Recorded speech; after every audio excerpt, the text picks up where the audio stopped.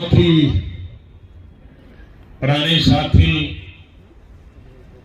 और कांग्रेस पार्टी में कई अरसे तक काम करते हुए हमारे साथियों ने, सुभाष जी ने, डॉक्टर मनोहर जी ने और दूसरे साथियों ने, डिप्टी सीएम साहब ने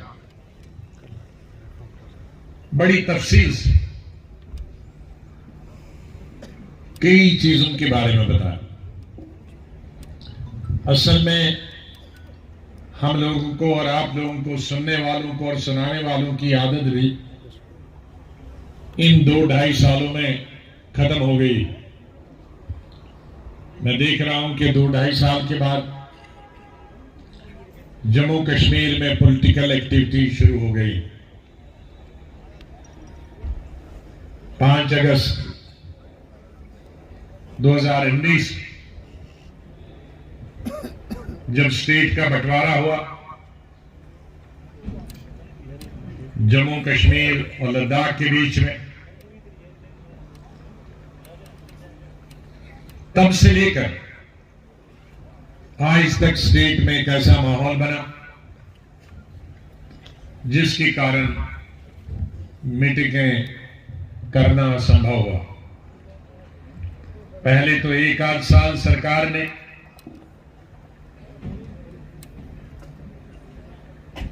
कई हजारों लोगों को बंद रखा, लीडरों को भी, वर्करों को भी,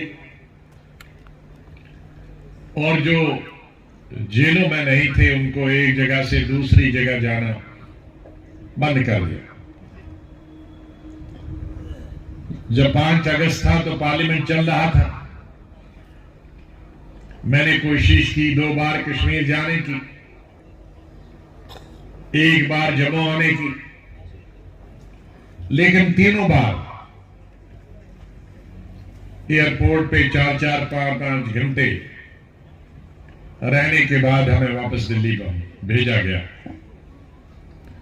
उसके बाद मुझे सुप्रीम कोर्ट का रुख बदलना पड़ा, उनके सामने जाना पड़ा और सुप्रीम कोर्ट ने मुझे इजाजत दी 3-4 डिस्ट्रिक्टों में जाने। तब मैं कश्मीर भी गया और जम्मू भी 3-4 दिन रहा। लेकिन सुप्रीम कोर्ट ने यह भी कहा आप जा सकते हैं लेकिन पॉलिटिकल एक्टिविटीज नहीं कर सकते। तो इसलिए दोबारा नहीं आ पाया, क्योंकि हम पॉलिटिकल लोग हैं। अगर पॉलिटिकल एक्टिविटीज नहीं कर सके तो श्रीनगर और जम्मू में आके क्या करना। और उसके बाद कोविड की लपेट में पूरी दुनिया आ गया, जम्मू कश्मीर और हमारा मुल्क भी आ गया। आप सबको, हम सबको उससे भी निपटना पड़ा, जिसकी वजह से आज हम कई अरसे के बाद दोबारा आप लोगों के पास आ सके हैं और एक दूसरे से मुलाकात कर सके हैं और सियासी बातों पे चर्चा करने का अवसर प्राप्त हो रहा। पार्लियामेंट के अंदर और पार्लियामेंट के बाहर मैंने अपने कई भाषणों में जम्मू कश्मीर के बारे में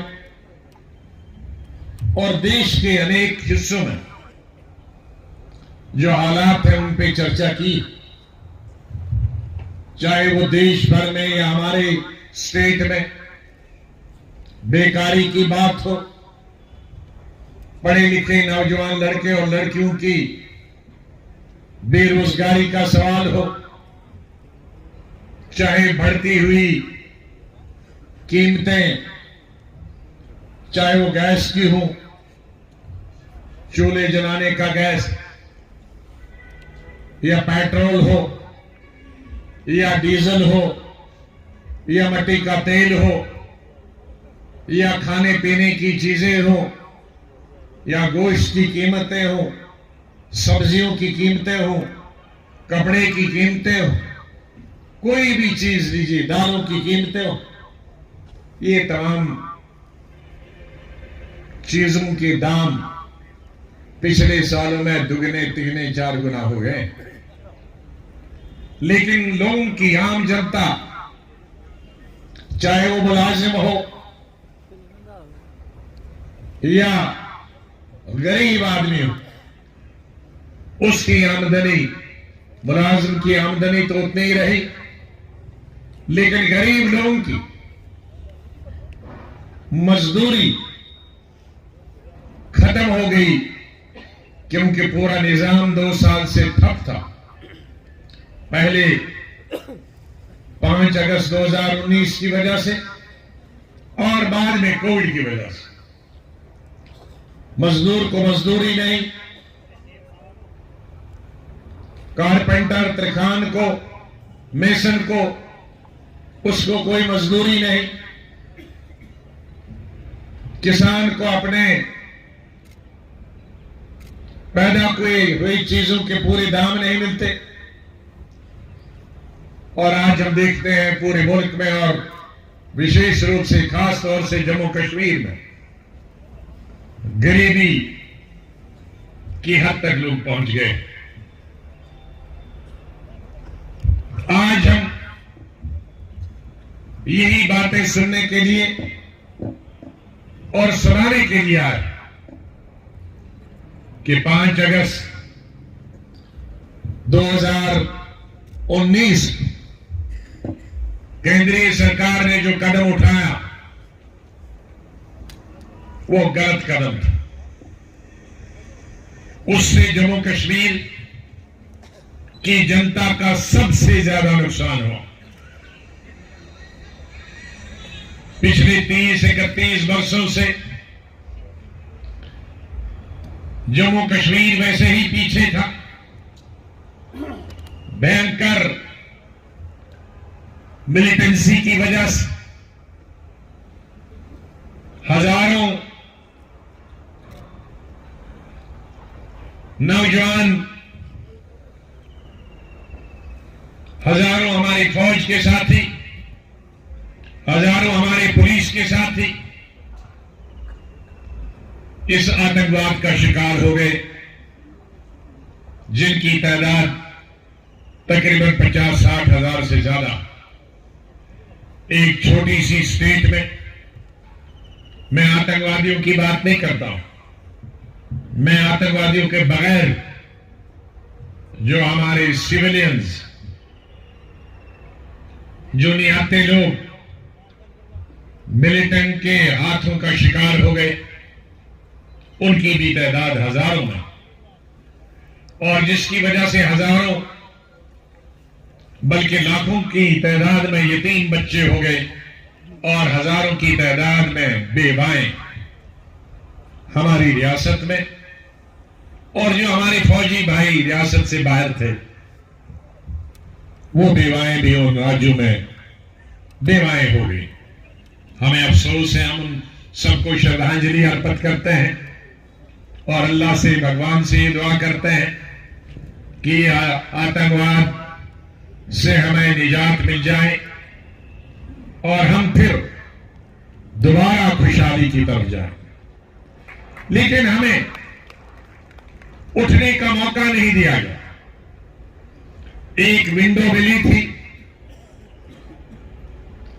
96 में सरकार बनी, फारूक साहब ने 6-7 साल के बाद इलेक्शन हुए थे लोकसभा और राज्यसभा के, तो कुछ सांस लेने का मौका मिला। उसके बाद हमारी सरकार आई कांग्रेस की, तो हमने वो पिछला जो बैकलॉग था कई सालों, 1990 से लेकर जो बैकलॉग था, उस बैकलॉग को एक शिफ्ट में नहीं, 2 शिफ्ट में नहीं, 3 शिफ्टों में उस बैकलॉग को पूरा करने की कोशिश की।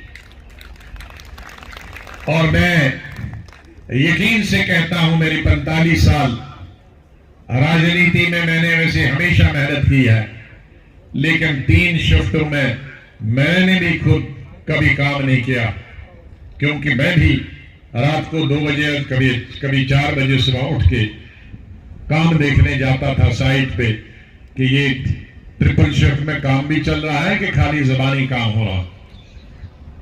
तो लोगों के साथ, और इन 2.5 सालों में मैं सिर्फ 4 घंटे सोया। तो तब जाके मनोहर लाल जी ये यहां बहुत लंबी चौड़ी दिखती, कई चीजें उनको शायद याद नहीं और पूरे स्टेट की नहीं है, वो ज्यादा अपने इलाके की बात कर रहे थे, लेकिन वाकई हुई। कभी कभी मुझे आश्चर्य होता है, कभी कभी मुझे खुद यकीन नहीं होता है कि क्या ये वाकई संभव था 2.5 साल में ऐसा करना। इतनी चीजें करना तो बड़ा मुश्किल, लेकिन हो गया।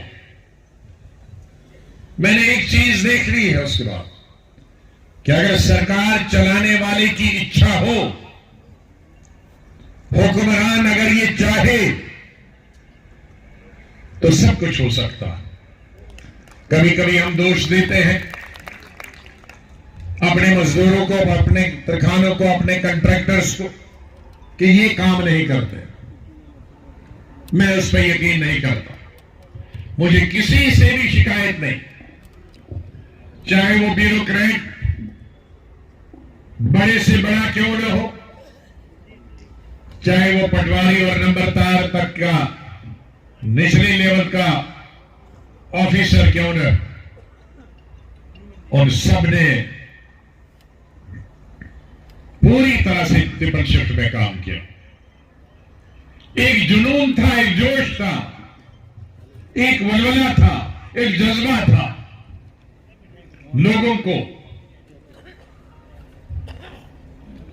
जो मैंने एक विशाल जम्मू कश्मीर बनाने का नारा दिया था,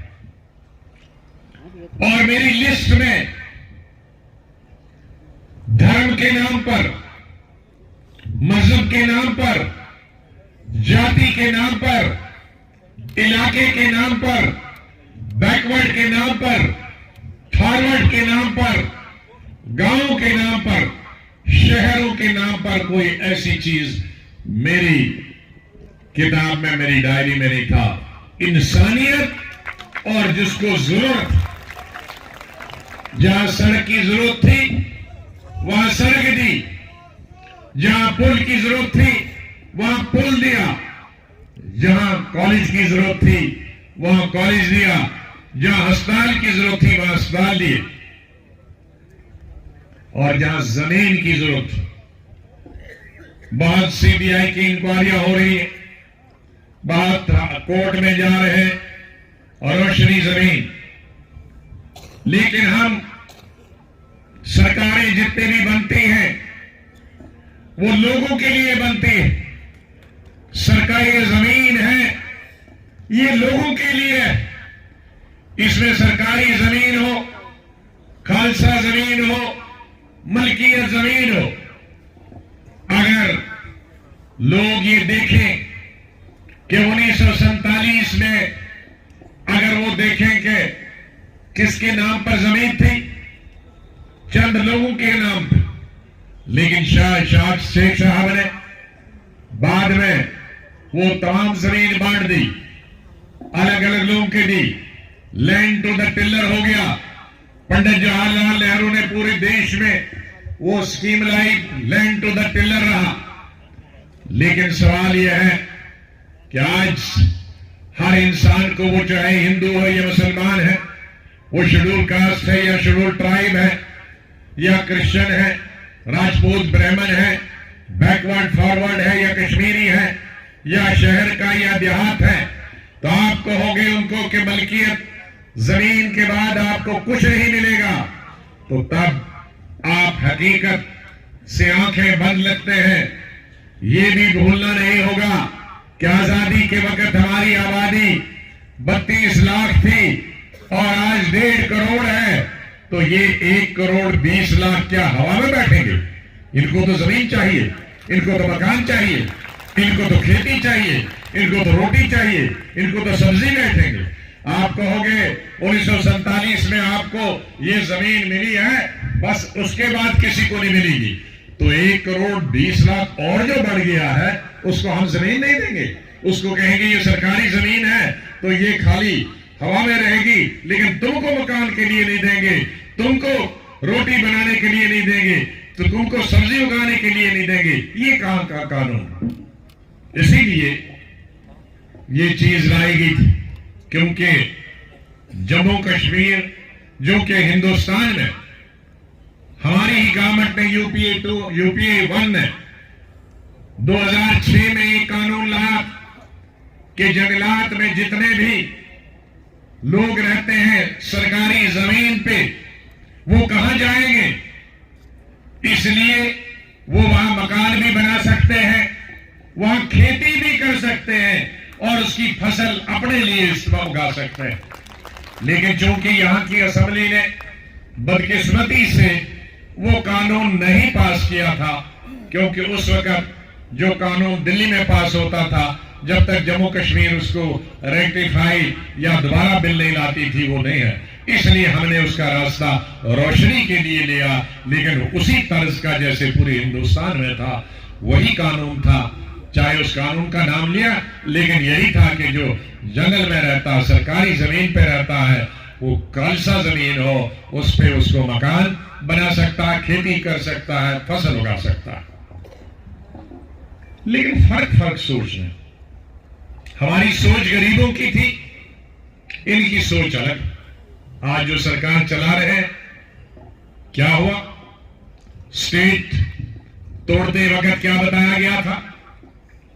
स्टेट को 2 हिस्से करते करते ये 2 चीजें 4 चीजें, वैसे तो 20 चीजें बताई। ये बताया गया था कि यूनियन टेरिटरी इसलिए बनाई गई है कि यहां बाहर वाला जमीन उद्योग के लिए नहीं खरीद सकता। मैं बताना चाहता हूं, मैं पार्लियामेंट में कह चुका हूं कई बार, आपको बताना चाहता हूं, जो मैं वहां कह चुका हूं वही बताऊंगा।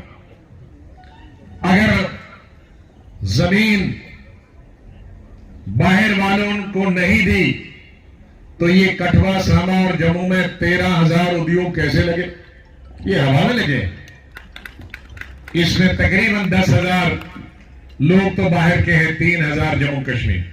तो ये 10,000 लोगों ने जो उद्योग लगाए हैं, ये कौन से हवा में बिल्डिंगें बनी है? ये जमीन पे ही तो बनी। और पुरानी सबसे बड़ी इंडस्ट्री कठवा डिस्ट्रिक्ट में जो बिरला की है, जिसमें शायद सैकड़ों हजारों नहीं तो सैकड़ों कनाल जमीन होगी, वो तो पंडित जवाहरलाल नेहरू तो बख्शी गुलाम अहमद के जमाने में दी गई, तब से देते आए। लेकिन बताया गया था कि नहीं, आप इंडस्ट्री नहीं लिख सकते।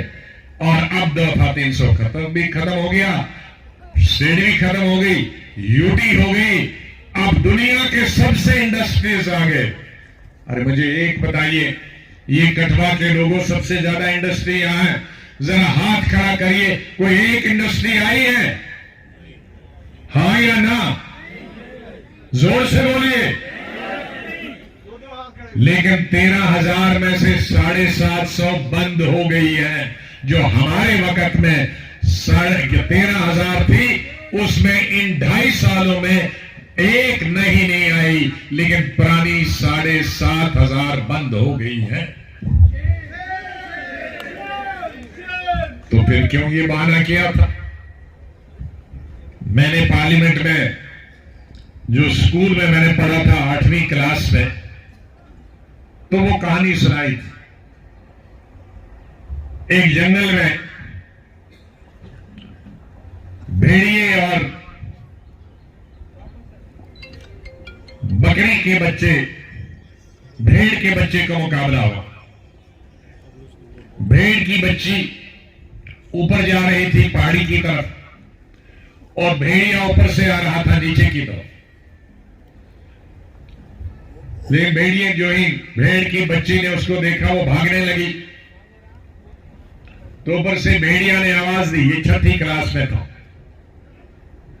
अंग्रेजी में था, और उसने कहा रुक जाओ बच्चे। तुम बताओ मेरा पानी क्यों खराब कर रहे हो, गदला क्यों कर रहे हो? Why are you making my water dirty? तो भेड़ के बच्चे ने कहा, सर पानी तो आपके तरफ से आप ऊंचे बैठे हैं, तो वहां से नीचे आ रहा, मैं नीचे जा रहा हूं, पानी नीचे से ऊपर थोड़ी जा रहा, तो मैं आपका बदला पानी कैसे खराब कर सकता? वहां कोई चश्मा ऊपर से नीचे आ रहा। तो भेड़िए की आवाज बंद हो गई। फिर भेड़िए ने कहा, अच्छा तुमने मुझे पिछले साल गालियां दी थी। भेड़ के बच्चे ने कहा, साहब पिछले साल तो पैदा ही नहीं हुआ था। तो भेड़िया ने तब तक नीचे उतरते उतरते कहा कि अच्छा वो तुम्हारा बाप होगा इसलिए मैं तुम्हें खा जाऊंगा। तो ऐसी कहानियां हमको बताई गई थी कि इंडस्ट्री वाला नहीं खरीद सकता, स्कूलों में पढ़ाई नहीं हो रही है, वहां SC ST को रिजर्वेशन नौकरी में नहीं है। तो इस तरीके की कहानी लैला मजनू की सुनाई और बाद में हमको पकड़ ही लिया कि वो तुम्हारे बाप दादा ने फिर कोई कसूर किया होगा, तुमने नहीं किया, और हमारी स्टेट हमसे छीन ली गई। हमारी स्टेट छीनी क्या, हमारी पहचान छीन ली गई। हमारी पहचान जो जम्मू कश्मीर थी वो हिंदुस्तान की सबसे बड़ी पुरानी स्टेट थी। महाराजा गुलाब सिंह ने के जमाने से लेकर और महाराजा हरि सिंह तक जो स्टेट बनाई वो हिंदुस्तान की 101 साल तक सबसे बड़ी स्टेट थी एरिया के मुताबिक हिंदुस्तान की। उस वक्त हिंदुस्तान में अंग्रेजों के वक्त ये स्टेट 1840 में बनी, 1840 में, और उसके लिए मैं बधाई देना चाहता हूं न सिर्फ महाराजा को बल्कि जनरल जोरावर सिंह को, जिन्होंने इस स्टेट की तवसी की, आगे बढ़ाया। वो जो पहाड़ हमारे यहां नहीं थे उन पहाड़ों को भी स्टेट में लाया और तकरीबन 2,10,000 स्क्वायर किलोमीटर के करीब हमारी स्टेट बनी। उस वक्त हिंदुस्तान में 563 स्टेटें थी, 563 स्टेट। आप समझते होंगे कि कितने कितने किलोमीटर की स्टेटें होंगी, कितने हजार कुछ होगी, 5,000 की, कोई 2,000 की, 1,000 की स्क्वायर किलोमीटर। लेकिन हमारी स्टेट कितनी थी? 2,10,000 स्क्वायर किलोमीटर, हिंदुस्तान की सबसे बड़ी स्टेट। और जिस वक्त 1947 में हिंदुस्तान का बंटवारा हुआ और स्टेटें बनाई जा रही थी, 563 स्टेटों की सिर्फ 12 स्टेटें बन गई, जम्मू कश्मीर और हैदराबाद को छोड़कर, क्योंकि हैदराबाद उस वक्त हमारे साथ नहीं, जम्मू कश्मीर तो एकॉर्ड के जरिए, लेकिन उन 563 स्टेटों को मिलाकर सिर्फ 12 स्टेटें बनी। उसका मतलब हुआ कि उस वक्त जम्मू कश्मीर की स्टेट, इसमें कोई इंच भी बाहर से नहीं डाला गया, क्योंकि ये इतनी बड़ी थी पहले। उस वक्त इसकी उम्र 101 साल थी और आज जम्मू कश्मीर की उस वक्त 2 साल पहले तक 250 साल की बड़ी स्टेट जो जम्मू कश्मीर में सबसे पुरानी स्टेट थी, इस पुरानी स्टेट का इसको हिंदुस्तान के स्टेट की नक्शे से निकाल दिया। यहां हिंदू और मुसलमान का सवाल नहीं, यहां जम्मू और कश्मीर का सवाल नहीं, यहां कोई मजहब का सवाल नहीं। मैं जिन लीडरों के नाम लेता हूं वो महाराजा थे, हिंदू राजा थे। मैं बधाई देता हूं कि उन्होंने इतनी विशाल स्टेट बनाई और जहां अंग्रेजों ने अपनी लपेट में पूरे हिंदुस्तान को टुकड़े टुकड़े करके बांटा, लेकिन उनकी जरूरत नहीं हुई इस जम्मू कश्मीर को अंग्रेजों को बांटने की और टोटे करने की। मुझे अफसोस है कि जो अंग्रेज नहीं कर पाए वो हमारी अपनी हुकूमत ने की, कि हमारे टुकड़े कर दिए। एक लद्दाख उधर से चला गया, जम्मू कश्मीर इधर से चला गया। अफसोस, मुझे खुशी इस बात की है कि प्राइम मिनिस्टर और चीफ मिनिस्टर गृह मंत्री ने ये मान लिया, पार्लियामेंट के अंदर भी दोनों ने मान लिया है, ऑल पार्टी मीटिंग में भी उन्होंने मान लिया है कि स्टेटहुड वापस दें। हम इंतजार करते हैं कि स्टेटहुड वापस आ जाए और फिर हमारी एक पहचान बने,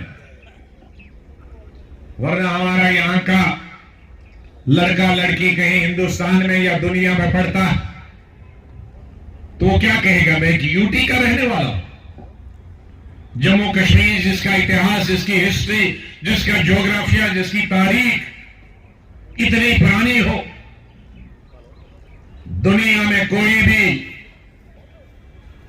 व्यक्ति नहीं है, कोई भी आदमी नहीं है दुनिया में जो कश्मीर के नाम से न जानता हो, स्टेट के नाम से नहीं जानता हो। ये हमारी पहचान है, अपनी पहचान, हमारे पहाड़ों की वजह से, हमारे झरनों की वजह से, हमारी पुरानी संस्कृति की वजह से, हमारे मंदिरों की वजह से, हमारी मस्जिदों, हमारी ज़ियारतों की वजह से, हमारे कंपोजिट कल्चर की वजह से, ये हमारी पहचान, हमारी जो मेहमान नवाजी है उसकी वजह से, हमारी जो हॉस्पिटलिटी है उसकी वजह से, यहां हर धर्म के हिंदू, मुसलमान, सिख, ईसाई, बौद्ध रहते हैं, जैन रहते हैं। इस छोटी सी स्टेट में हमारे देश के सभी धर्म यहां पलते हैं, इकट्ठे रहते हैं, प्रेम से रहते हैं, प्यार से रहते हैं। ये वाकई में स्वर्ग है, दिखने में स्वर्ग है, कल्चर से, संस्कृति से स्वर्ग। यहां कोई जगह नहीं है जम्मू कश्मीर में कि हम धर्म और जाति के आधार पर इलेक्शन लड़े। हम सबका धर्म अपनी अपनी जगह, लेकिन राजनीति का कोई धर्म नहीं। राजनीति का एक ही धर्म है, वह है मानवता, वह इंसानियत। और मैं बार बार कह चुका, सेंटर में, पार्लियामेंट में, जहां भी रहा, कि 3-4 लोगों को धर्म तो हर इंसान ने अपनाया है, रास्ता अलग अलग है पहुंचना, सब भगवान ने, अल्लाह के पास है। कोई इसे अल्लाह कहता, कोई राम बोलता, कोई वाहिगुरु जी को बोलता, याद करता, कोई क्राइस्ट को याद करता, बहुत अच्छी बात। लेकिन एक हमारा जो फर्ज है, जो पॉलिटिकल फर्ज है, या जब हम प्रोफेशन में जाते हैं, अलग अलग प्रोफेशन, तो एक ऐसा धर्म है, वो इंसानियत का धर्म। उस वक्त किसी भी पॉलिटिशियन का, किसी भी प्रधानमंत्री, मंत्री का, किसी भी मुख्यमंत्री का, किसी भी एमपी, एमएलए का एक ही धर्म होना चाहिए कि ये मेरे भारतवासी हैं, मेरे देश के हैं, मेरी कॉन्स्टिट्यूंसी के लोग हैं, इनमें कोई भेदभाव नहीं। एक डॉक्टर को अपना धर्म उस वक्त बोलना चाहिए, उसका धर्म सिर्फ यही होना चाहिए कि रिश्ता उसका पेशेंट और डॉक्टर के बीच में है, उसमें कोई धर्म नहीं है, वो दलित है या राजपूत है या हिंदू है, मुसलमान। एक टीचर है, प्रोफेसर है, उसका एक ही धर्म होना चाहिए। टीचर और स्टूडेंट का जो रास्ता का वो धर्म होना चाहिए, उसे भूल जाना चाहिए। मेरे स्टूडेंट का और मेरे टीचर का क्या नाम है, इसका क्या धर्म है, दोनों को भूल जाना चाहिए। तब ये देश, ये हिंदुस्तान, ये देश है हमारा, जो गांधी ने सिखाया, जो नेहरू, सरदार पटेल और मौलाना आजाद ने सिखाया, जिसके लिए हजारों और लाखों किसानों ने, नौजवानों ने, पत्रकारों ने, गायकों ने कुर्बानियां दी हैं, शहीद हुए। आज हमें इस स्वतंत्र भारत में 21वीं शताब्दी में हमें शर्म आनी चाहिए कि हम इसको लोगों को बंटवारा करके वोट हासिल करते हैं और हुकूमत बनाने के किसी लेवल पे, चाहे वो